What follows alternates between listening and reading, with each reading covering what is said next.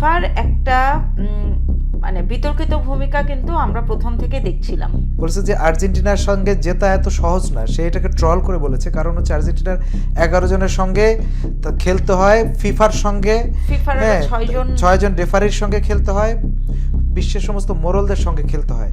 তো এটা খুবই, এবং সে যেটা বললো যে এটা দিনে দুপুরে ডাকাতি অনেকগুলো বিতর্ক উঠে এসেছে আর্জেন্টিনা এবং ইজিপ্টের ম্যাচে।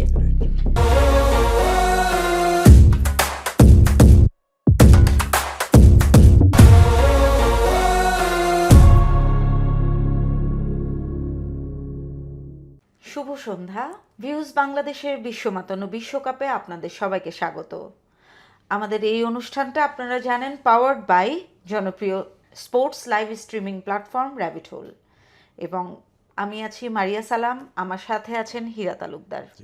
হীরা ভাই, মানে আজকের ম্যাচ নিয়ে তো গতকাল রাতে আসলে যে ম্যাচগুলো হয়ে গিয়েছে সেগুলো নিয়ে তো আমরা আলাপ করবই, কিন্তু সেইটা আলাপের আগে গতকাল আমরা যে আলাপটা করেছি সেটারই লেস টেনেই আমাদেরকে এখন কথা বলতে হচ্ছে। প্রথমে আসলে আসছে আর্জেন্টিনা এবং ইজিপ্টের যে ম্যাচটা, এটা নিয়ে মানে ফিফার একটা মানে বিতর্কিত ভূমিকা কিন্তু আমরা প্রথম থেকে দেখছিলাম, কিন্তু সেটা ছিল একটা গুঞ্জনের মতো যে আসলে ফিফা এটা করতেও পারে, এরকম হতেও পারে, বা ষড়যন্ত্র তত্ত্ব, যে স্টার সমৃদ্ধ যে দলগুলো তাদেরকে রাখার জন্য ফিফা একটু বায়াসও হতে পারে। কিন্তু গত পরশু এবং গতকালের পরপর দুইটা বিতর্কিত ঘটনায় কিন্তু ফিফা একদম এক্সপোজড হয়েছে। প্রথমত ট্রাম্প ফিফাকে ফোন করে তাদের যে প্লেয়ার ইউএসের তার রেড কার্ড মানে রিভিউ করার জন্য বা বাতিল করার জন্য এক প্রকার চাপ দিয়েছে। এটা তো খুবই বিতর্কিত একটা বিষয়। এই বিতর্কের রেশ না কাটতেই গতকাল ম্যাচে কিন্তু অনেকগুলো বিতর্ক উঠে এসেছে আর্জেন্টিনা এবং ইজিপ্টের ম্যাচে। তো আসলে মানে খেলার যে সৌন্দর্য বা আর্জেন্টিনা যে কোয়ার্টার ফাইনালে চলে গিয়েছে, এটা হচ্ছে বড় হয়ে কিন্তু এখন এই যে ফিফার যে বিতর্কিত ভূমিকা, এটাই কিন্তু এখন সবার মুখে মুখে। ডোনাল্ড ট্রাম্প যেটা করেছে তাদের স্ট্রাইকারকে নেওয়ার জন্য রেড কার্ড খেলেছে আপনার বসনিয়ার সঙ্গে, তারপরে বেলজিয়ামের সাথে যেহেতু তাদের ডু অর ডাই ম্যাচ, 16-এর ম্যাচ যেহেতু, হ্যাঁ, তো রাউন্ড অফ 16-এ এটা হবে যে আপনি জিতলেই কোয়ার্টার ফাইনাল, হারলে যেহেতু বাদ। সর্বোচ্চ চেষ্টা তাদের দল করছে, ইউএসএ করেছে। তো আমেরিকার প্রেসিডেন্ট এখানে সরাসরি ফোন করেছে, ফোন করার পরে ফিফা বলল, জিওভান্তি বলল যে ফিফার নিয়মের 17 ক্লজে সে বলল যে আমি এটা পারি, কারণ রেড কার্ড দিলে সেটা আমরা তার যে একদিনের যে একটা পরবর্তী ম্যাচে সাসপেনশন, এটা আমরা তুলে নিতে পারি, এটার জন্য বড় অঙ্কের একটা জরিমানা দিলেই হবে। তো এটাও একটা নিয়মের মধ্যে পড়ে, যদিও এটা দারুণভাবে আমরা সবাই সমালোচনা করছি হস্তক্ষেপ, তো তারপরও বিশ্বজুড়ে এটা নিয়ে সমালোচনা হয়েছে। বেলজিয়াম ম্যাচটা জেতার পরে এটা নিয়ে সেলিব্রেশন, তাদের যে বক্তব্য যে এখানে সত্যের জয় হয়েছে, এই ধরনের বক্তব্য পুরো বেলজিয়াম জুড়ে ট্রাম্পকেও হচ্ছে মক করা হয়েছে এবং লুকাকু গোল দিয়ে সে যে ট্রাম্পের স্টাইলে হ্যাঁ এইভাবে নাচছে, মানে এটা হয়েছে। তো আমরা ওইটাই বললাম যে ঠিক একদিন পরে কালকে যেটা হলো একেবারে এটা বলবো এটা আসলে অ্যাবসার্ড এবং অকল্পনীয় একটা ব্যাপার। এতদিন পর্যন্ত ফিফার ইতিহাসে বা বিশ্ব ফুটবলের ইতিহাসে মানে এরকম ঘটনা এতটা ঘটনা আপনি জানেন যে এর আগে যেটা হলো যে মারাকানা হয়েছিল, এগুলো দুই দলের হাতাহাতি মারামারি, একজন 10 জনের একটা 9 জনকে রেড কার্ড দেওয়া হয়েছিল সেই 34 সালে, অনেক আগের ঘটনা। হ্যাঁ, তো এটা মারামারির ঘটনা, এটা ঘটতেই পারে, কিন্তু সরাসরি আমরা যেটা বলবো যে সরাসরি ফিফা এইভাবে করে একটা নিজে এসে এখানে তারা বলল যে এখানে কালকে একজন বলল, হোসে মরিনহো, সে হচ্ছে আপনার ইসের কোচ, রিয়াল মাদ্রিদের সাবেক কোচ, সে বলল যে কালকে যে ম্যাচটা হলো মিশর এবং আর্জেন্টিনার মধ্যে, বলেছে যে আর্জেন্টিনার সঙ্গে জেতা এত সহজ না, সে এটাকে ট্রল করে বলেছে, কারণ হচ্ছে আর্জেন্টিনার 11 জনের সঙ্গে খেলতে হয়, ফিফার সঙ্গে 6 জন রেফারির সঙ্গে খেলতে হয়, বিশ্বের সমস্ত মোরলদের সঙ্গে খেলতে হয়। তো এটা খুবই, এবং সে যেটা বললো যে এটা দিনে দুপুরে ডাকাতি, বলবো যে এটা আমরা না, এটা দিনে দুপুরে, হোসে মরিনহো বলছে যে এটা দিনে দুপুরে ডাকাতি, এটা কোনো মানে গোপন ষড়যন্ত্র তথ্য বা কিছু, হ্যাঁ, বা একটা পার্সিয়ালিটি করা ম্যাচে বা পাতানো তা কিচ্ছু না, এটা একটা ডাকাতি, জাস্ট ডাকাতি হলো। সীমার বাইরে গিয়ে একটা কাজ করলো কালকে, এবং গোল কালকে বাতিলের যে বিষয়টা হ্যাঁ আসছে একদম শুরু থেকে আমি একটা একটা যদি বলি, একদম শুরু থেকে যদি বলেন আপনি, শুরুতেই যে করলো কাজটা তারা, যে মেসি যে পেনাল্টিটা নিল, ওইটা যে পেনাল্টি, এটা তাদের প্লেয়ার যখন ডিবক্সে ঢুকে গেল, তার সামনে ছিল মিশরের একজন ডিফেন্ডার, সে তার মিশরের ডিফেন্ডার গায়ের উপরে গিয়ে পড়লো, সেটাকে পেনাল্টি দিল। এটা একবারে বেশি রিপ্লেতে দেখালো না, কারণ হচ্ছে তাহলে তো মানুষ জানবে। তো তারপরে যতটুকু দেখছে মানুষ, তাতে কিন্তু দেখলো যে ক্লিয়ার এটা কখনোই পেনাল্টি হয় না, সেইটা পেনাল্টিটা নিল। মিশর তো ছোট দল, আর্জেন্টিনার থেকে মেনে নিল, তারা পেনাল্টিটা দিল, মেসি গোল দিতে পারে না। তখন মনে হচ্ছে যে আরো আগ্রাসী হয়ে গেল ফিফা, বিশেষ করে আমাদের ফিফাই বলবো, মাঠে তো ফিফার প্রতিনিধিত্ব করে আপনার রেফারি, সঙ্গে ভিআরএ রেফারি, ওখানে মাঠের দুইজন লাইন্সম্যান রেফারি, একজন মূল রেফারি, আর এদিকে 6জন রেফারি, আর অফিসিয়াল এখানে যে থাকে ভিআরএ দেখার, চতুর্থ referee, fifth referee, sixth referee. তো এরা মিলে মনে হচ্ছে ম্যাচটাকে ডমিনেট করা শুরু করলো তখন থেকে। যেহেতু যদি মেসির গোলটা হয়ে যেত, ইজিপ্ট যদি একটু, মিশর যদি একটু কোণঠাসা হয়ে যেত, তারা যদি একেবারে আক্রমণ সামলাচ্ছে, গোল খাচ্ছে, এটা যদি হতো তাহলে হয়তো অ্যাগ্রেসিভ হতো না। যেহেতু মিশর সমান তালে খেলছে এবং মেসি গোল দিতে পারে নাই, সে ভাবছে তাইলে আমরা কি করবো, আর্জেন্টিনাকে তাহলে কিভাবে জিতাবো। জেতানোর জন্য যা কিছু করা দরকার মাঠে, অনৈতিক, আমি বলবো অনৈতিক যা কিছু করা দরকার তাই তারা করেছে কালকে। এবং এরপরে একের পর এক ফাউলের সিদ্ধান্ত, ফ্রি কিকের সিদ্ধান্ত, যা কিছু হচ্ছে সব কিছু হচ্ছে আর্জেন্টিনার পক্ষে এবং মিশরের বিপক্ষে। এবং আপনি জানেন যে এরপরে 68 মিনিটের সময় মোস্তফা জিকো, তাদের একজন মিডফিল্ডার, মোস্তফা জিকো একদম তাদের নিচ থেকে বলটা নিয়ে মোস্তফা জিকো যে গোলটা করলো, সেই বলটা বলতে তারা কি বলো, লিসান্দ্রো মার্টিনেসকে ফাউল করলো আপনার একদম ডিবক্সের সামনে, এসের আপনার মিশরের ডিবক্সের সামনে লিসান্দ্রো মার্টিনেসকে ফাউল বলছে, যে ফাউল করছে, জামা ধরে টান দিছে, যাই হোক গেল, সেটা ধরলাম। তাহলে তুমি ফাউল দাও, ওখানে ফাউল তুমি দেখছো ক্লিয়ার, হ্যাঁ তুমি রেফারি ওখানে বসে দেখলা যে ফাউল হয়েছে কি হয় নাই, তুমি দেখলা ফাউল হয় নাই, ওকে খেলা চালিয়ে যাও। ওখান থেকে বলটা নিয়ে এসে একদম সোজা তারা অ্যাটাক করলো, অ্যাটাক করে মোস্তফা জিকোকে দিল, মোস্তফা জিকো ক্লিয়ার বলটা, গোলটা দিল, গোলটা দেওয়ার পরে তারপরে উদযাপন শেষে তারপরে বলছে যে ভিআরএ দেখবো, অনেক আগে ফাউল হয়ে গেছে, হ্যাঁ গোল এখানে কিছু ইয়ে হয় নাই, কোনো সমস্যা নেই, এখানে কোনো আপনার অফসাইড টফসাইড কিছুই হয় নাই, ওই অনেকক্ষণ আগে ওই গোল পোস্টের ওখানে একটা ফাউল হয়েছিল। মানে এটা কি হাস্যকর একটা জিনিস। এটা যদি ভিআরের নিয়মও থেকে থাকে, এর থেকে খেলার সৌন্দর্য নষ্ট করার জন্য এর থেকে ভালো জিনিস আর কিচ্ছু হতে পারে না। মানে এটা পুরো খেলাটাকে ধ্বংস করে দেয় এই ধরনের ভিআরে। তারপরে আপনার গেল ওটা, তারপরে সেকেন্ড গোলটা দিল, হ্যাঁ তারপরে আবার একটা গোল দিল, এর আগে একটা গোল দিল, ওই গোলটার পরে আবার একটা গোল দিয়ে দিল। দুইটা গোল যখন হয়ে গেল মিশরের, তখন তারা মনে হচ্ছে এটা উন্মাদ হয়ে গেল যে মিশর কি করবে, তাহলে জিতে যাবে, আর্জেন্টিনা হেরে যাবে। মানে একের পর এক বিতর্কিত সিদ্ধান্ত, মাঝখানে গোলটা বাতিল করে, দ্বিতীয় গোলটা কিছু করতে পারে না, বাতিল করতে পারে না, হওয়ার পরে তারপরে তার বিতর্কিত আরও।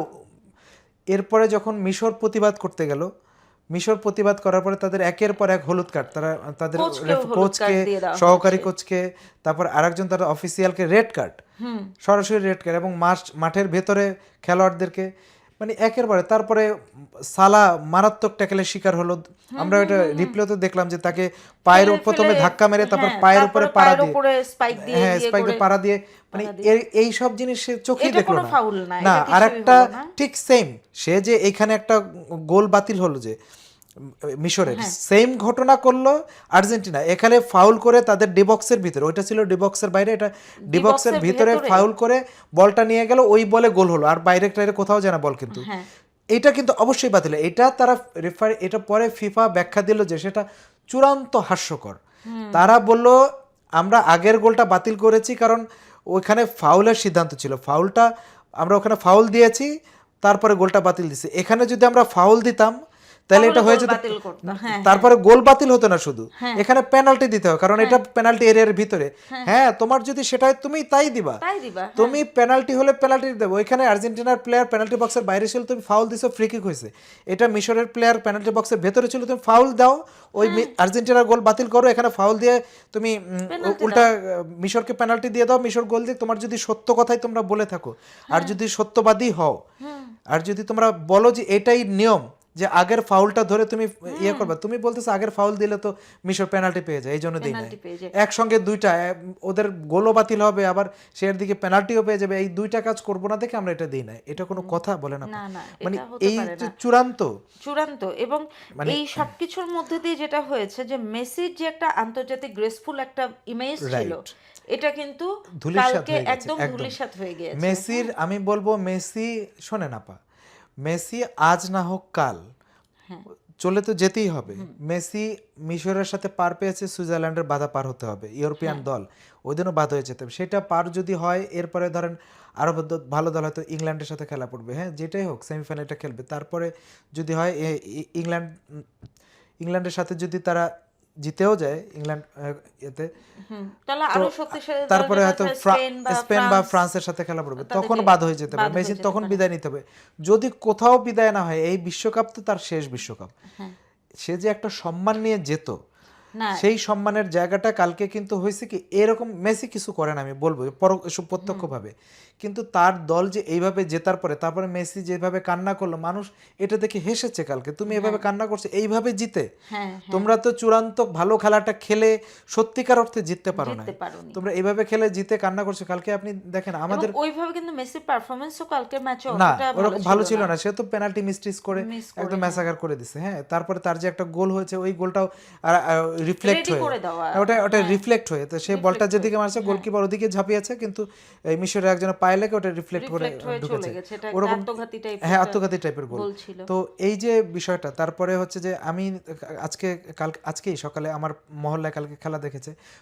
আপনি তো জানেন পাড়া মহল্লায় ঢাকা শহরে বা আমাদের গ্রামগঞ্জের 60% লোক কিন্তু আর্জেন্টিনার সাপোর্টার। আজকে সকালে প্রত্যেকে জয়ের পরে প্রতিদিন হাস্যজ্জ্বল, প্রত্যেকে গোমরামুখ এবং বললো যে আমরা আসলে এই ধরনের জয় চাই না। কালকে সত্যিকার অর্থে মিশর দুর্দান্ত খেলেছে, এবং দুর্দান্ত খেলা না খেলা বিষয় না, বিষয়টা হচ্ছে যে যেইভাবে মেসিকে পরবর্তী রাউন্ডে নেওয়ার জন্য, মেসিকে জেতানোর জন্য, আর্জেন্টিনাকে জেতানোর ব্যবসার খাতিরে তাদের স্পন্সর টেকানোর জন্য যেইভাবে জোর করে টেনে নামিয়ে যেভাবে মিশরকে হারানো হলো, এইটা আসলে সারা পৃথিবীর মানুষ দেখেছে। কলঙ্কজনক একটা অধ্যায়।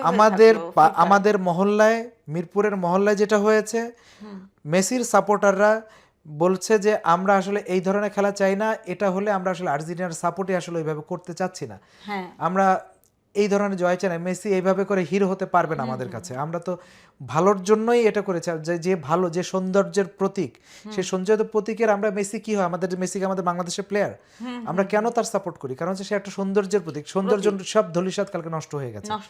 এটা আমাদের মহল্লায় যেটা হয়েছে, রয়টার্স তাই লিখেছে, দ্য হিন্দু তাই লিখেছে, আনন্দবাজার তাই লিখেছে, CNN তাই লিখেছে, প্রত্যেকটা মিডিয়া আজকে লিখেছে। এর আগেও কিন্তু ফিফার যে চিফ, উনি কিন্তু এর আগেও একটা ইন্টারভিউতে মুখ ফসকে বলে ফেলেছিলেন যে আমাদের একটা উইকনেস বা একটা বায়াস কাজ করেছে আর্জেন্টিনার উপর, এবং গতকালের ম্যাচে সেটা একদম খুব নগ্নভাবে, সীমা পার করে নগ্নভাবে এটা হয়েছে। আপনি দেখেন পৃথিবীর সমস্ত আর্সেনালের, মানে আপনার এই যে ইয়ান রাইট আর্সেনালের, সে বলেছে, তারপরে হচ্ছে যে আপনার লিভারপুলের ক্যারাম ঘাও, সে বলেছে, আপনার ওই যে আপনার এর কথা বললাম আমি যে Real Madrid coach Jose Moreno বলেছে, প্রত্যেকের একই কথা, প্রতিটা মানুষের, প্রতিটা ফুটবলারের একই কথা। কালকে হৃদয়ের যে কান্নাটা মিশরের জন্য, যে মিশরের জন্য যতটা, তারা আসলে এই কান্নাটা হয়েছে যে তারা বলেছে প্রত্যেকে যে ইউরোপের ফুটবলে এইসবের স্থান নাই। আপনি দেখেন ইউরোপের ফুটবলে থেকে আমাদের ফিফা বিশ্বকাপ এখন নিচে নেমে গেছে, তাদের মান সম্মান সব ধূলিসাৎ হয়ে গেছে ফিফা বিশ্বকাপে। এবং কালকে যেটা হয়েছে যে ফিফার এই ভূমিকাটার জন্য এটা কিন্তু মিশর যে ক্ষোভটা প্রকাশ করেছে, সেটাও কিন্তু খুব এক্সট্রিম লেভেলে তাদের যে মানে হতাশা ছিল সেটা তারা প্রকাশ করে ফেলেছে।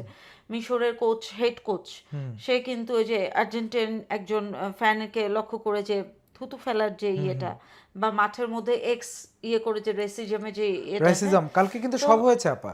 তো তাকে কিন্তু আবার একটা বড় কোনো একটা পেনাল্টি বা বড় কোনো একটা পানিশমেন্ট ফেস করতে হতে পারে, তার বিরুদ্ধে তদন্ত হতে পারে বা অনেক তারা কিছু এটা হতে নিয়ে আমার পারে। মনে হয় না যে আসলে আর তেমন কোনো মাথা ঘামাচ্ছে। তাদের একটা পর্যায়ে তাদেরকে দেখে মনে হচ্ছিল তা আসলে খেলবে না, এরকম যে মাঠ থেকে উঠে যাবে, তাহলে বিশ্বকাপের ইতিহাসে সবচেয়ে জঘন্য একটা কলঙ্কদার ইয়ে অধ্যায়টা তৈরি হতো তৈরি কালকে। হয়ে যেত। কালকে দেখেন আর্জেন্টাইন ফ্যানরাও কালকে যে কাজটা করেছে, যে সমস্ত ইন্টারন্যাশনাল মিডিয়া আসছে, তারা কিন্তু ইজিপ্টের উগ্র ছিল, খুব তারা উগ্র ছিল। এই ইসরায়েলের পতাকা নিয়ে, তারপরে হচ্ছে তাদের বিরুদ্ধে জঘন্য একটা ক্লেম আসছে যে তারা অ্যালকোহল ছিটিয়েছে আপনার মিশরীয় সাপোর্টারদের গায়ে। হ্যাঁ, তাই এই ধরনের, এইটা আপনি কতটা ভয়ঙ্কর একটা কাজ যে এইভাবে মাঠের মধ্যে এভাবে জিতে গ্যালারিতে এভাবে অ্যালকোহল ছিটিয়ে, মানে আর্জেন্টিনার কোটি যে ভক্ত পৃথিবীতে, আমার মনে হয় কালকে একদিনে,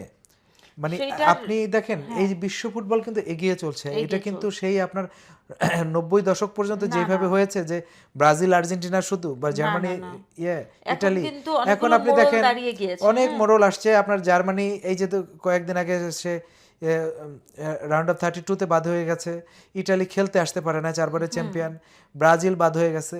আপনার মনে করার কোনো কারণ নাই যে আপনার এই যে ফ্যান গ্রুপ, আপনার যে সাপোর্টার গ্রুপ সারা পৃথিবীতে সারা জীবন একরকম থাকবে। এটা কিন্তু আর্জেন্টিনা বোঝার কোনো কারণ নাই। তাদের সমর্থন যদি না থাকে, মানুষের জনপ্রিয়তা যদি না থাকে, এই ধরনের অ্যালকোহল ছিটিয়ে মাঠে এই পারফরমেন্স করে, এই ধরনের, মানে আমি কি বলবো, যে এক ধরনের জোর করে জিতে আসা ফিফাকে দিয়ে, এটা করে কিন্তু আর্জেন্টিনার সুনাম নষ্ট হয়েছে। সামনে কিন্তু অনেক দল আসছে, মরক্কো আসছে, ফ্রান্স এখন কিন্তু খুবই জনপ্রিয়। আপনি জানেন স্পেনের জনপ্রিয়তা এখন একটা গ্রাফে বললো যে সবচেয়ে তুঙ্গে আছে, এবং তাদের ফর্মও কিন্তু বোঝা যাচ্ছে সবচেয়ে তুঙ্গে। এই যে ব্রাজিল আর্জেন্টিনার কিন্তু যেই ফ্যান তৈরি হয়ে গেছে ওই পর্যন্তই দেখা যাচ্ছে, এবং কাদের বাড়ছে সেটা দেখা যাচ্ছে যে সবচেয়ে বেশি বাড়ছে আপনার স্পেনের, তারপরে হচ্ছে আপনার স্পেনের সবচেয়ে বেশি, তারপরে ইংল্যান্ড, মরক্কো। তো একটা পর্যায়ে গিয়ে এরা কিন্তু আসলে সারা পৃথিবীতে জনপ্রিয়তা হারাবে, এবং এই কাজটা করলে। এবং এই ম্যাচটা আমি বলবো যে ফুটবল ইতিহাসে, ফিফা বিশ্বকাপের ফুটবল ইতিহাসে বলবো না, কারণ হচ্ছে ইউরোপিয়ানরা কিন্তু তাদেরকে সরিয়ে এনেছে, বলছে ফুটবলের কথা বলবেন না, আমরা কিন্তু এই ধরনের জঘন্য কাজ করি না। মানে ফিফার ইতিহাসে এটা ফিফাকে কাঠগড়ায় দাঁড় করালো কেউ। এটার হয়তো কোনো সুরাহা হবে না, কোনো বিচার হবে না, কিন্তু বিচার কিন্তু মানুষ করে। এটাই, মানে আপনি যে প্ল্যাটফর্মটা দিয়ে আসলে পৃথিবীতে বিখ্যাত হচ্ছেন, সেই প্ল্যাটফর্মটাকে যখন আপনি বিতর্কিত করে ফেলবেন, তখন ওইটা জয় করার পরেও কিন্তু আপনার ওই গ্লোরিটা যেটা ওইটা আর থাকবে না।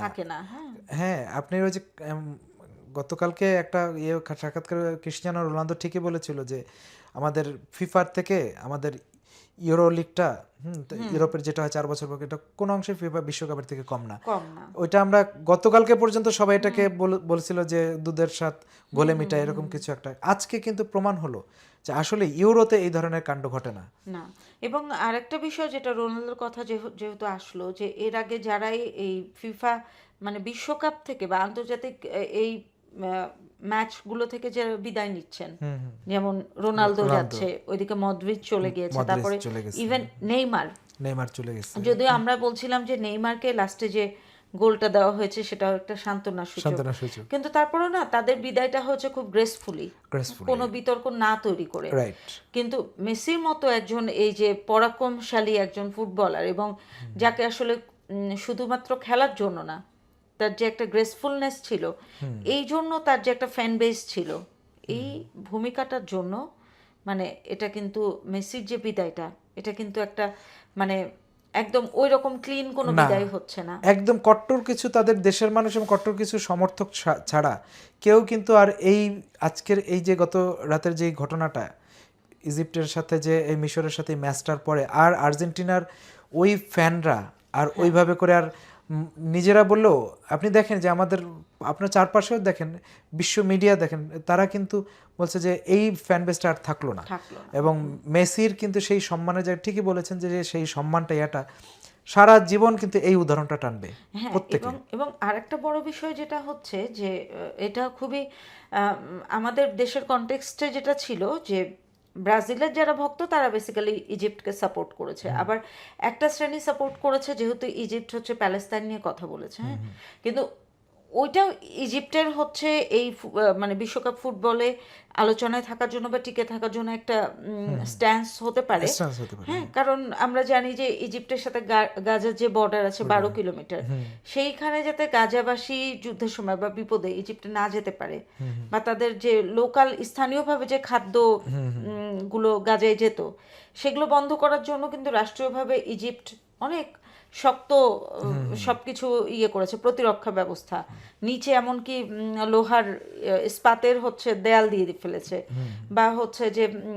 তাদের বর্ডার এমনভাবে সিল করেছে যাতে গাজা থেকে রিফিউজি না যেতে পারে মিশরে। হ্যাঁ, তো সেগুলো কিন্তু অনেক কিছুই আছে, বিতর্কিত ভূমিকা বা এটা। কিন্তু আপনি যখন ফুটবলের জায়গায় চলে যাবেন একদম সেন্টিমেন্ট বাদ দিয়ে, মানে শুধু খেলার সৌন্দর্যের জায়গায়, হ্যাঁ, রাজনীতি বা গাজা বা এগুলো বাদ দিয়ে সেই সৌন্দর্যের জায়গায় কিন্তু গতকাল মিশর যে সৌন্দর্যটা দেখিয়েছে ঠিক তার বিপরীতে ফিফার ভূমিকাটা মানে ওইভাবেই ফুটে উঠেছে বিষয়টা। তো ওইটাই, এটা আমি বলবো এটা হয় না। আর যেটা বললেন আপা যে রাজনৈতিক বিষয়ে, তো আমারও যেটা, আপনি তো এটা বিষয়ে ভালো জানেন, কিন্তু আমি একটা জিনিস যেটা জানি যে গাজায় যেটা হয়েছে মিশরই কিন্তু এই সারা পৃথিবীতে যত ত্রাণ যায়, হ্যাঁ, এই যে ইয়ে দিয়ে ওই যে সব রাফা, হ্যাঁ, ক্রসিং দিয়ে যায়, দিয়ে তো ওইটা তো আপনার মিশর হয়েই কিন্তু সমস্ত ত্রাণ ওই দেশে যেতে হয়।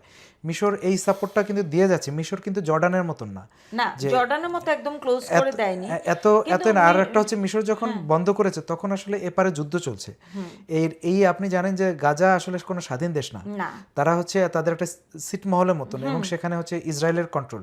তারা আসলে এই ইসরায়েলের বিমান হামলা থেকে নিজেদেরকে রক্ষার জন্য, এবং ওখানে যে এই পরিমাণ হামলা হচ্ছে এটার জন্য তারা সাময়িকভাবে চূড়ান্ত অবস্থা হলে বাংলাদেশের বিভিন্ন জায়গায় বন্ধ করতে। সেটা অন্য কারণ, এবং ইসরায়েল চাচ্ছিল, ইসরায়েলের সাথে মিশরের কিন্তু 40 বছরের না বাণিজ্য সেই বা চুক্তিটা আছে, চুক্তি আছে, তো সেটা তারা তাদের জাতীয় নিরাপত্তার জন্য না, করেছে। ওইটা আরেকটা আছে আপা, যে ইসরায়েল চাচ্ছিল তখন যে আপনার গাজাবাসী সব মিশরে চলে যায়, এবং তারা কোনোদিন আর নেবে না। তারা কিন্তু তারা বলেছে স্টেটমেন্টে, সিসিও বলেছে তাদের প্রেসিডেন্ট, যে আমরা হচ্ছে এখন যদি বর্ডার খুলে দেই তাদেরকে যে একবার ঢুকে, এখন হয়তো তারা আসবে সেটা কিন্তু আর ফেরত বলছে যে এখন হয়তো তারা 10,000 লোক মারা যাবে, কিন্তু এরা যদি ভিতরে ঢোকে 10 লাখ লোক বা 20 লাখ লোক জীবন আর কোনোদিন তাদের জন্মভূমিতে যেতে পারবে না। আমাদের যেটা রোহিঙ্গারা হয়েছে মানে শুধু এই কারণেই না, সেটা ঠিক আছে তাদের জাতীয় নিরাপত্তার জন্য। আমি ওইটাই বলছি যে মিশর তার জাতীয় নিরাপত্তার কথা চিন্তা করে ফিলিস্তিনকে হয়তো ওইভাবে সাপোর্ট দিতে পারেনি, বা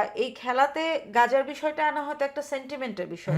কিন্তু আপনি যদি এই সেন্টিমেন্ট গুলো ঝেড়ে ফেলেন তাহলে ফুটবলের যে সৌন্দর্য, হ্যাঁ, না আপনার এই কথা অবশ্যই ফিফা ফেল না। এই দুইটা জিনিস আপা, আমি তো বলি যে ফিফা বিশ্বকাপ কিন্তু কোনো একটা ফুটবল না শুধু, না এইটাকে আপনি গাজা আনবেন, এটার মধ্যে ইউক্রেন আনবেন, এটার মধ্যে আজকে দেখেন আজকে এখানে কারা খেলছে না, রাশিয়া খেলছে না, কারণ হচ্ছে সে ইউক্রেনে কেন যুদ্ধ করছে, কারণ হচ্ছে এইটা কিন্তু এই যুদ্ধের বিষয়গুলো, হ্যাঁ, প্রতিটা জিনিস এটার সাথে মানুষের জীবন মরণ সবকিছু, ইরান ঢুকতে পারেন। তারপর আপনি দেখেন যে এই যে একটা বিষয় কিন্তু এখানে, যে এখানে আরেকটাও কথা বলা হচ্ছে, সেটা হচ্ছে যে যেহেতু ইউএসএ খেলতে পারছে না এবং আর্জেন্টিনা যেহেতু এই গাজা ইস্যুতে মানে ইসরায়েল ইস্যুতে একদম ইউএসকে বা ইসরায়েলকে সমর্থন দিয়েছে, এখন বলা হচ্ছে আর্জেন্টিনাই কিন্তু ইউএস এর একটা প্রক্সি টিম। এটাও কিন্তু বলা হচ্ছে না। এটা আমি ওইভাবে জানি না। হ্যাঁ, এটা মানে আপনি যেটা বলছেন যুক্তি যদি দেন যে চারদিক থেকে যদি দেখা যায় তাহলে এটা ঠিক আছে, কারণ হচ্ছে ইউএসএ বাদ হয়ে গেছে, আর হচ্ছে যে রাজনৈতিকভাবে আর্জেন্টিনা হচ্ছে তাদের মতাদর্শের, এবং তারা গাজা ইস্যুতে হচ্ছে ফিলিস্তিনের বিপক্ষে, আর আপনার ইসরায়েলের পক্ষে, আর ফিলিস্তিনের পক্ষে হচ্ছে স্পেন, আর একটা হচ্ছে ব্রাজিল স্টেটমেন্ট দিয়েছে কঠিনভাবে, স্পেন একদম দুর্দান্তভাবে তার পক্ষে। এবং আরেকটা জিনিস যেটা স্পেন কিন্তু এই বিশ্বকাপ চলাকালীনই প্যালেস্টাইন থেকে বেশ কিছু শরণার্থী নিজের দেশে একদম 600 মানুষকে তারা নাগরিকত্ব দিয়েছে। তো এটা হ্যাঁ, এই জিনিসটা কিন্তু দেখেন এই এটা, এবং ইসরায়েলের তাদের যে ওই দেশ হয়ে যত জাহাজ যেত সবকিছুর উপর নিষেধাজ্ঞা দিয়েছে ইসরায়েলের উপর, এটা ফ্রান্সের উপর, স্পেনের উপর দিয়ে যেতে পারবে না। দেখেন তারা কিন্তু আবার এই অজুহাতটা খাটায়নি যে আমার এখানে চলে আসবে, হ্যাঁ, মানে শরণার্থী চলে আসবে বা এটা আসবে, তারা কিন্তু স্বেচ্ছায় না। স্পেন তো অনেক দূরের দেশ, অনেক দূরে, কিন্তু তারপরেও আমরা কিন্তু সবাই সবাই জানি হ্যাঁ, মিশর আপনি বলবেন যে ওই 600-6000ও নেয় না, তারা তো নিছে। মিশরের যে সিসি আসলে কিভাবে এবং কোন সমর্থনে আরব বসন্তের মাধ্যমে কিভাবে ক্ষমতা এসেছে, এটাও কিন্তু একটা অন্য একটা ইতিহাস। তো ওই বিতর্কে আজকে আমরা না যাই। এখন আমাদের মূল যেটা, যে সব ইস্যু যদি আমরা বাদ দিই শুধুমাত্র ফুটবল দিয়ে দেখতে যাই, তাহলে সেই সৌন্দর্যের কাছে মিশর যে সৌন্দর্যটা দেখিয়েছে সেটা কিন্তু আর্জেন্টিনা এবং ফিফা দেখাতে ব্যর্থ হয়েছে। হ্যাঁ, এইখানে বরং তার বিপরীতে আজকের এই আমার যেটা মনে হয়, যেটা আমার ছোট জ্ঞানে যেটা মনে হয়, যে এই ম্যাচটায় মানে ভিলেন হিসেবে থাকবে ফিফা এবং সঙ্গে কিছুটা আর্জেন্টিনা। আর এই ম্যাচটা হারলেও সারা বিশ্ববাসীর প্রশংসা বলেন, সহানুভূতি বলেন, সব কিছু পেয়েছে মিশর। এবং এইটা একটা ম্যাচ জিতে আবার কিচ্ছু হবে না এখানে, মিশর পরবর্তী ম্যাচে হেরে যেত আবার। এই একটা ম্যাচ তারা হারার পরেও কিন্তু জিতে গেল সারা বিশ্ববাসীর কাছে। হ্যাঁ, এটা আপনি আজকে একটা হেডলাইন করেছেন যে আসলে জিতেছে আর্জেন্টিনা এই ম্যাচটাই, কিন্তু হেরে গেছে ফিফা। হ্যাঁ, বিষয়টা এরকমই হয়েছে, কিন্তু আসলে ওইভাবে বড় অর্থে বলতে গেলে মিশরই আসলে জিতে গেছে, এটাই বিষয়। আর পরের যে ম্যাচটা হয়েছে আমরা জানি যে সুইজারল্যান্ড আর কলম্বিয়ার মাঝখানে কলম্বিয়াকে বিদায় নিতে হয়েছে। এটা হ্যাঁ, এটা আসলে হচ্ছে কি, এটা খুবই এটা আনএক্সপেক্টেড। যদিও সুইজারল্যান্ডের ডিফেন্স আমরা কালকে আলোচনা বলেছিলাম যে এই ডিফেন্সে সুইজারল্যান্ড এবং কলম্বিয়ার দুইজনের ডিফেন্স এত শক্ত, গোল দেওয়া খুব টাফ হবে, আমরা কিন্তু গতকালকেই বলেছিলাম। তারপর আমরা কলম্বিয়াকে এগিয়ে রেখেছিলাম। আমাদের প্রত্যাশা মতো তারা কিন্তু খেলেছেও। কলম্বিয়া ভালো, তারা অন টার্গেটে প্রায় 16টার মতো শট নিয়েছে ইয়েতে, গোলমুখে। এর মধ্যে অন টার্গেটে ছিল 9টা। আর হচ্ছে যে সুইজারল্যান্ড মানে শট নিয়েছে 9টা টোটাল, অন টার্গেটে ছিল মাত্র 2টা। তো এই যে খেলার বল পজিশনিংয়ে সুইজারল্যান্ডের ছিল 44%, তাদের ছিল 56%। সব দিক থেকে আগানো ছিল কলম্বিয়ার হয়েছে কি, কালকে লুইস দিয়াস আসলে গোল করতে পারে নাই। এইটা কলম্বিয়া কিন্তু পুরা ম্যাচ শুরু থেকে শেষ পর্যন্ত একের পর এক আক্রমণ করেছে, উইং ব্যবহার করেছে, মাঝখান দিয়ে গেছে, তাদের মিডফিল্ড দখলে ছিল। কিন্তু ওই যে সুইজারল্যান্ডের ডিফেন্সও বারবার ভাঙার চেষ্টা করেছে, কিন্তু আসলে সফল হওয়াটা একটু কঠিন হয়ে গেছে। সুইজারল্যান্ডের গোলরক্ষক দুর্দান্ত খেলেছে কালকে, এবং এইটা তাকে প্রশংসা দিতেই হবে তাদেরকে। এটা রিওয়ার্ড পাওয়ার যোগ্য। সুইজারল্যান্ড ম্যাচটা টেনে নিয়েছে অতিরিক্ত সময়ে, গোল শূন্য ড্র থাকার পরে অতিরিক্ত সময় গোল হয় নাই। এবং আপনি জানেন যে এরপরে টাই ব্রেকারে তারা আপনার কত 4-3 গোলে জিতেছে। হ্যাঁ, সুইজারল্যান্ড প্রথমে হচ্ছে যে আপনার মিস করেছে একটা, কলম্বিয়া মিস করেছে, তারপরে সুইজারল্যান্ডও একটা মিস করেছে, তারপর কলম্বিয়া আবার মিস করেছে, এবং শেষে সবাই গোলগুলো দিয়ে ওই 2 গোল কম দিয়ে দেওয়ার কারণে সুইজারল্যান্ড চলে গেছে আপনার কোয়ার্টার ফাইনালে। এইটা কোয়ার্টার ফাইনালে আমি বলবো যে এটা একটা আপসেট, কারণ হচ্ছে যেই দল হিসাবে কিন্তু এবার সুইজারল্যান্ড এর থেকে কলম্বিয়া অনেক বেটার টিম, এবং সেটা যে সে যেতে পারলো না, এটা খুবই দুঃখজনক। এখন এই সুইজারল্যান্ডে আপনি জানেন এরপরে আর্জেন্টিনার সাথে খেলা, কোয়ার্টার ফাইনালে আর্জেন্টিনার সাথে খেলা, সেই খেলাটা আসলে কি মনে করছেন? এটা কি কোয়ার্টার ফাইনালে এই খেলাটা সারা পৃথিবীর মানুষ আসলে আর্জেন্টিনার একদম চূড়ান্ত ভক্ত ছাড়া আমার মনে হয় সবাই সুইজারল্যান্ডের সাপোর্ট করবে। এই ক্ষোভ থেকে, দুঃখ থেকে, আমি বললাম না, এই ম্যাচটা, গতকালকের ম্যাচটা টেনে নিয়ে যাবে এই সুইজারল্যান্ড ম্যাচটা একদম সামনে, প্রথমেই টেনে নিয়ে যাবে বহু ম্যাচ, বহু মাস, বহু বছর। সেটাই। আর আমাদের তো আসলে রাউন্ড অফ 16-এর খেলা গতকালই শেষ হয়ে গিয়েছে, এবং যেটা নতুন কোয়ার্টার ফাইনাল খেলা শুরু হবে সেটা নিয়ে আপনি আমি আরেকটা আলোচনা করব।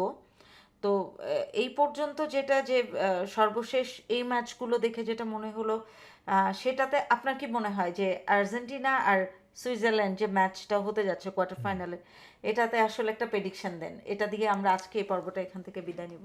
এটার প্রেডিকশন যদি দেই, এই মিশরের